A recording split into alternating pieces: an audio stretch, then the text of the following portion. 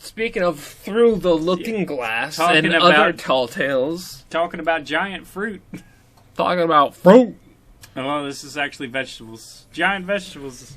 Or what is a bean? Let's really dive The- deep into the biology of a bean. Yeah, this is by, Tor.com? I don't think we've ever used them before. Science fiction, fantasy, the universe, and related subjects. And this is written by Mary Ness. Mary Ness from 2018. The original story of Jack and the Beanstalk was emphatically not for children. Yes. If, like me, you've once tried to plant jelly beans in your backyard in hopes that they would create either a magical jelly bean tree or summon a giant talking bunny. Because if that worked in fairy tales, it would of course work in an ordinary backyard in Indiana. If you are doubtlessly familiar with the story of Jack and the Beanstalk, a tale of almost but not quite getting cheated by a con man, then having to deal with a massive repercussions. Wait, this person actually planted jelly beans in the backyard? As a child. Did you ever do that? When I was a 48-year-old man, I planted jelly beans. I've never, ever done that. I think maybe as a kid I just didn't really like jelly beans, so maybe that's This why I person never is an did. only child or the oldest child, because usually if you did that as a younger child, No, your I older didn't. siblings would be like, "What are you doing?" I'm like, "Play jelly bean." Plant them in the Stop yard. You're gonna get ants. You want ants? Let's say That's you how get you ants. get ants. There are already ants in the backyard. You're gonna get more ants. I don't want that many ants. All right. These ants are gonna become dependent on you. You don't keep. They'll keep look to bringing you this as back. your new god. That's You right. don't want that. You don't keep bringing them back. They're gonna starve. No, Timmy. You want to starve a whole colony of ants? Being an ant god is a big responsibility. And I don't think you're ready for This that is yet. the story of how I became god of an ant colony. You might, however, be a little less familiar with some of the older versions of the tale, and just how Jack initially got those magic beans. The story first appeared in print in 1734. Wow! That's Yeah. a long time! They used to read back then? What else? What? I thought they'd be writing in stone. 1734, during the reign of George II of England, when readers could shill out a shilling to buy a book. You get it? Called They shilled out a shilling. Get it? You get the joke? It's right there. Shell Out a Shilling to Oh. buy a book called... Oh. What was it called? To buy a book called Round About Our Coal Fire, or Christmas Entertainments. Wait, what? Yeah. I thought we were talking about Jack and the Beanstalk. Well, it's setting the time. Oh, It's okay. setting the scene. Oh, okay, I see.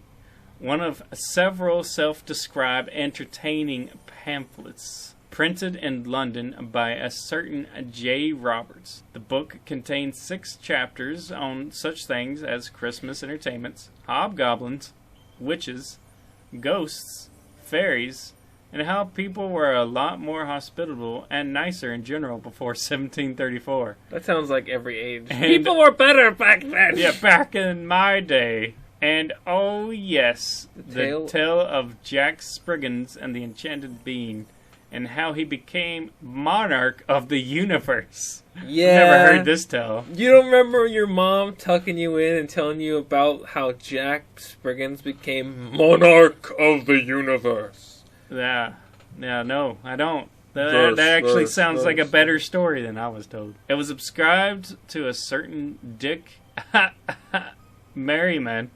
Childish. Childish. Right? Continue. And a name that... At least his name wasn't Peter, am I right? Screw you, Peter. Screw you. Yeah. Alright, continue. You in general. Just you, Peter. Just you. Yeah. Yeah, and Didn't and go to Steve. my birthday party. And Steve, you're okay. You're alright, You Steve. can stay. Peter, you gotta leave. A name that, given a book's interest in Christmas and magic, seems quite likely to have been a pseudonym, and is now available in what I assured is a high-quality digital scan from Amazon.com. Amazon.com, brought to you by Amazon.com. Oh, sponsor. Sponsor, not sponsor, actually. I wish we were sponsored by Amazon. Nah. At $18.75 per copy. Oh, wow. That's a steal. She says here she didn't buy it. Yeah, and you they can didn't find buy it. plenty of low-quality scans in various places. Oh, yes. That's really describes our show in a nutshell right there. Well, the low quality digital scans. Ah, yeah. Sounds like us. I can relate. Except I don't scan nothing. The publishers presumably insisted on adding the tale in order to assure customers that, yes, they were getting their full shilling's worth. Oh. And also, to try and lighten up a text that starts with a very, did I mention very, lengthy complaint about how nobody really celebrates Christmas properly anymore. Oh, no. By which Dick Merryman means that people aren't serving up as much fabulous free food as they used to. Oh, no. Thus, and this is all in all caps, completely ruining Christmas for everyone else. Oh, wow. Way to go, Peter. Way to go, Peter. Can't believe you. Like, can't you guys kill just a few more geese? At least 100. Along with complaint. I like this person. I like her loose writing. Yeah. Along with complaining that people used to be able to pay their rent in kind. That is, with goods instead of money. With the assurance that they'd be able to eat quite a lot of it at Christmas. Here's my rent, 1 goat. I'll take half a geese and your horse's right leg. You got a deal. And that's why bartering doesn't make sense, and that's why they made the money. You gotta pay in full. How are you gonna pay half a chicken? I'll give you a pig and you give me 2 chickens back. What am I supposed to do with this other half? Do you want the good half? Which half's the good? Do you go like vertical or do you go horizontal? Horizontal. How do you cut it? Down the middle from the beak to the tail. It's the only way. That's the only fair way to do it. Yeah. None of this is as much fun as it sounds, so the descriptions of Christmas games might interest some historians. As for puffs in the corner, that is a very harmless sport, and one may rap at as much as one will. For at this game, when a man catches his woman, he may kiss her till her ears crack. Ow!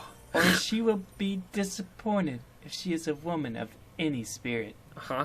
But if it is one who offers a struggle and blushes, then be assured she is a prude. And though she won't stand a buss in public, she'll receive it with open arms behind the door. And you may kiss her till she makes your heart ache. Okay then. Okay then, she writes. What is that, a game? This is all. What are they trying to say? chatter. That like the girl who like blushes and embraces you is a keeper? Oh, this is one of the things inside the book. Inside that weird book. Oh, okay. Which entails also the monarch of the universe and how everybody was ruining Christmas for everybody else. Yeah. So I guess it's just a silly poem, I guess. Yeah. Or limerick. I don't know. It's all good. This is all followed by some chatter and about making ladies squeak, not a typo. And what's this? Was this some kind of sexual book? Well, it's a sexual poem. I You found the dirty corner, you know. And what to do if you find 2 people in bed during a game of hide and seek. Okay. And also hobgoblins and witches. And frankly, I have to assume that by the time Merriman finally gets around to telling Jack's tale, page 35, most readers have given up. I know I almost did. Good on her for keeping But you got to find out how historians. So here's a picture from the book. Was this like a castle for ants? No, it's just really high up. Was this like you put like a stick with some leaves on it with a castle? The perception is not. You know, I feel like the person that was drawing it thought it was going to look really awesome. Then he got to the top and he's like, "There's no room for the castle." Look, he's drawing in ink, right? I mean, he's a pretty good artist, honestly. Look, the house, the tree looks really nice. The vine is nice.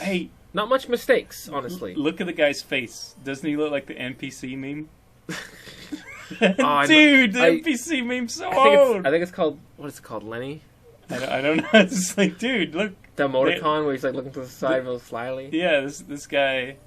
It came out. Look, it came out way back in 17 whatever. Also, what is he doing? They're making memes back then. Let's take apart this image. So for those who can't see it, black and white image. It's just like it looks like an old timey. Looks like he's got nicely penned image. Yeah. Very 2-dimensional. So it looks like one of those hay houses that you see in like the Philippines with a palm tree in the back. There's a guy, looks like the meme Lenny. He's got a broom. Do you put thumbnails for SoundCloud? Yeah. If so, put that guy's face. I'm going to put this guy there. Yeah, so you can see it. But yeah, he's like holding a broom. Looks like he's trying to jump over this fence after this boy. He's climbing over a fence with a rake, and he's like smiling, even though I think he's gonna a broom. He's gonna hit that boy off of that vine. Yeah, he's gonna hit him off. The one thing I don't understand is he's a pretty good artist. He drew the clouds, but the vine goes straight up, stops, and there's a tiny castle at the top. Well, I think what he was thinking was like, oh, this is gonna look really cool, and then he was like, oh, there's no room for the castle. You're supposed to assume that the castle is normal sized, so he's like, oh, it's a giant castle up in the sky. Well, if it was a little bit higher. But I feel like he could have drawn some perspective. Yeah. I feel like that was a thing. Other artists did it way before him. They drew perspective. I think he was just good at drawing houses and people, and he just wasn't really good at drawing, like, castles in the sky. He drew everything before the castle. It's like, oh god, where am I going to fit this castle? I'll just put it here. He drew, like... on the top. Like... crosses like I would, like it was like an edgy cross with the circles, like I would have done in like the third grade. Kind of gothic theme. Like no, well I think those like were afterthoughts. Look, we're becoming like critics of art. We've been stuck on this for too long. We are art critics. Anyway, that's a picture from the book. Yeah, so that's good. The story is supposedly related by Gaffer Spriggans, an elderly farmer who also happens to be one of Jack's relatives. I say supposedly, in part because by the end of the story, Merriman tells us that he got most of the story from chit-chat of an old nurse and the maggots in a madman's brain. Oh, wow. I suppose Gaffer Spriggans might be the madman in question, but I think it's more likely by the time he finally got to the end, Merriman had completely forgotten the start of the story, possibly because of maggots. Or more likely because the story has a sense of being written very quickly while very drunk. I was going to say he was probably drunk. He was like, well, what else could I throw in here? Those maggots. Let's see if she talks about the story. Let's see. Yeah. In any case, being Jack's relative is not necessarily something to brag about. Jack is, Gaffer Spriggans assures us, lazy, dirty, and dead broke, with only one factor in his favor. His grandmother is an enchantress. As the Gaffer explains. Oh, so like in this story, the grandmother doesn't send him to go sell a cow. For though he was smart, large boy, so he's fat, I guess, his grandmother and he laid together, and between whiles the good old woman instructed Jack in many things, and among the rest, Jack, says she, you are a comfortable bed fellow to me. Wait, bed-fellow to me. I feel like maybe the English is so old we're like losing the context here. Was he saying that the grandmother was so fat that he was laying on her and she was like a bed? Or was the kid so fat that he was like a bed to the grandmother? Well, as Mary writes here in this article, she says, cough, Anyway, as thanks for being a good bedfellow, the grandmother tells Jack that she has an enchanted bean that can make him rich and refuses to give him the bean just yet, on the basis that once he's rich, he will probably turn into like a rake and desert her. I guess a rake means something else. It's just barely possible that whoever wrote this had a few issues with men. The grandmother then threatens to whip him and calls him a lusty boy before announcing that she loves him too much to hurt him. But she whipped him, and she's awfully kinky. But she threatened to. Oh, wait, did she? Oh, she threatened to. Yeah. Okay. I think we need to pause for a few more coughs, uh-huhs, and maybe even a-hum. And ahem. Fortunately, before this can get even more awkward and uncomfortable for the listeners for our end, Jack finds the bean and plants it, less out of hope for wealth, more out of love of beans and bacon. He just loves beans. In complete contrast of everything I've ever tried to grow, the plant immediately springs up, smacking Jack in the nose and making him bleed instead of, trying to treat his nosebleed. The grandmother instead tries to kill him, which, look, I really think we need to have a discussion about some of the many unhealthy aspects of this relationship. Yeah. Jack, however, has no time for that. Instead runs up the beanstalk, followed by his infatuated grandmother. No, infuriated. Oh, but you can assume that as well. Yeah, maybe both. Who then falls off the beanstalk, turns into a toad, and crawls into a basement, which seems to be a bit of an overreaction. bit of an overreaction. Jeez, Grandma. Turn into a toad, why don't you? Oh my god. I want to say that to someone. Jeez, turn into a toad. I want to read this. Yeah, we have to good. find this pamphlet. She linked it. Just read it. She linked somewhere you might Oh yeah, be. we gotta read Well, this somewhere later. you might be able to read it. Yeah, you can read it. Y'all can read it later. Maybe we can read it. If you just for search it up. If you search up roundabout or coal fire or Christmas entertainments, There you go, 1734. you might be able to find it. Yeah. Or buy it from $18, I guess.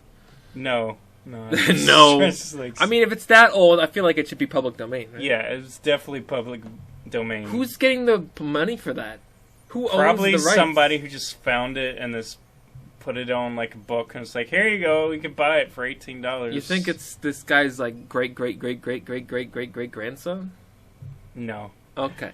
They would have to copyright it like many years. In the meantime, the Beanstalk has now grown 40 miles high and already attracting various residents, inns, and deceitful landlords who claim to be able to provide anything in the world, but when asked directly, admit they don't actually have any mutton, veal, or beef on hand. All Jack ends up getting is some beer. For what? Wait. Didn't he climb it yet? Well, I said he climbed it, but like what? He climbed back down, and then people were offering him stuff. I guess, which despite being just brewed, must be amazing beer, since just as he drinks it, the roof flies off. The landlord is transformed into a beautiful lady, with a hurried, confusing, and frankly not all that convincing explanation that she used to be his grandmother's cat. What?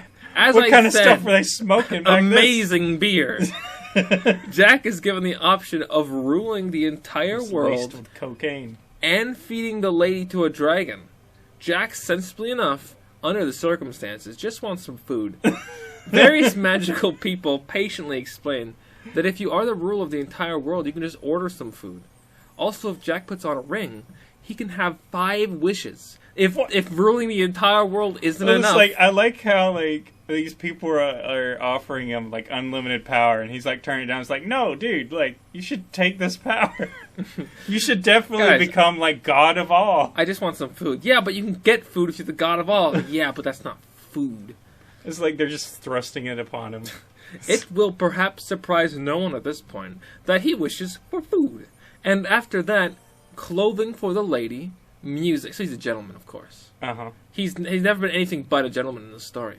Except the fact that Obviously. he ran away from his grandmother, which I guess, like, that's probably the best. I mean, at the I would have end. ran a lot sooner before this. That's story. his tragic origin story, though. Yeah. He ran away from He just wanted some beer to get away from his weird problems, lady. man. Probably wasn't his actual grandmother, I imagine. Let's see. Food, clothing with the lady, music, entertainment, and healing. Oh, and heading to bed with the lady. Do you have to wish for that? He could have just... Oh, he has the order of the world, right? He could have gotten all that without any of the wishes. Yeah. The story now pauses to assure us that the bed in question is well equipped with chamber pots, which is a nice realistic touch for the fairy tale. What? In the morning, they have more food, a lot more food, and are now apparently a prince and a princess. And, well, there's a giant who says, "Fee fi fo fum, I smell the blood of an Englishman." Sorry. Fee, fo, fum, Yeah. I smell the blood of an Englishman. Wait, man and fum don't rhyme. Whether he be alive or dead, I'll grind his bones to make my bread. I guess they weren't too picky back then. As long as you rhyme one word. It could have just been like a haiku. I would call this the first appearance of the rather well-known Jack and the Beanstalk rhyme, if it hadn't been mostly stolen from King Lear. Not bothering to explain his knowledge of Shakespeare, the giant welcomes the two to the castle, falls instantly in love with the princess, but lets them fall asleep to the moaning of many virgins. Yes, really. Okay. Wait, what? So the giant likes the princess, The- so he invites him in, and I guess he also has many virgins. The next- the next morning, the prince and princess eat again. This is a story obsessed with food. Defeat the giant and live happily ever after. The nice giant who helped them out and Pres- gave them a room. Presumably on top of the Beanstalk. I say presumably, since at this point the author seems to have entirely forgotten the Beanstalk, or anything else about the story. Yes. And more seems interested in swiftly wrapping things up so he can go and complain about ghosts. Complain about ghosts? Freaking ghosts keep me awake at night. I can't eat my food. I mean, they didn't have much to read. This guy is extremely interesting. Oh, I would have read it. Yeah, it sounds, I would have read it to not my kids, but my no, dog, definitely maybe. not. Yes, the dog. Merriman claimed to have heard portions of the story from an old nurse, presumably in childhood. And the story does have a rather childlike lack of logic to it, particularly as it springs from event to event with little explanation, often forgetting what happened before. The focus on food, too, is quite childlike, but with all the talk of virgins, bed tricks, heading to bed, sounds made in bed, and violence, not to mention the rest of the book. This does seem to be a book not meant for children. Rather, it is a book that looks back nostalgically at a better, happier time, read prior to the reign of the not overly popular King George II of Great Britain. I have no proof that Merryman, whatever his real name was, participated in the Jacobite rebellion that would break out. This is controversial. That's about 1700s revolution. Yeah, dude, that's political. I can't talk about this. Oh my god! In the Jacobite rebellion that would break out just a couple years after the book's publication. But maybe it happened because of the book. It really inspired people. It was like eat. I guess it was like war propaganda hidden as a story for children. Secret subconscious messaging. The giant was actually referring to as the King George, and the food that they got to have was actually after they defeated the king. Weird. Yeah. But I can say he would have felt at least a small tinge of sympathy, if not more, for that cause. It's a book that argues that the wealthy are not fulfilling their societal responsibilities, that hints darkly that the wealthy can be easily overthrown and replaced by those deemed socially inferior. So how did this revolutionary tale get neglected to the nursery? Oh, relegated. To the nursery? Oh, that's another story. We'll chat about that next week. No, there was time now. There was so much time. Oh, but what a well-written, interesting article. I very much like that. That was a good one. Yes, that was. I would like to see more written by her. Maybe I'll look up some more stories that she's done. I want to see the name again. Mary Ness. Thanks, Mary Ness. Yeah. Hope you don't mind us reading this. Yeah, well, I always put the links in That's good. Yeah. So anyways, what are we gonna do next week, John? No, you did it again. That's right. Now I have no responsibility to think of anything. I don't know, man. There's so many things. Folklore. We can get into we can get into some conspiratorial stuff if I can't follow my words. You had an idea of Area 51. Yeah, the origins of Area 51. I remember hearing why it's so mysterious. Yeah. Well, we'll try and look up something for that. Look at that. Aliens. Time. Oh, we've never covered aliens here before, except for 2 episodes that we did. Except for all those other episodes. With aliens. But we're talking about the U.S. government talking about aliens before. Let's talk about... Yeah. Anyways, holla at you later. Bye.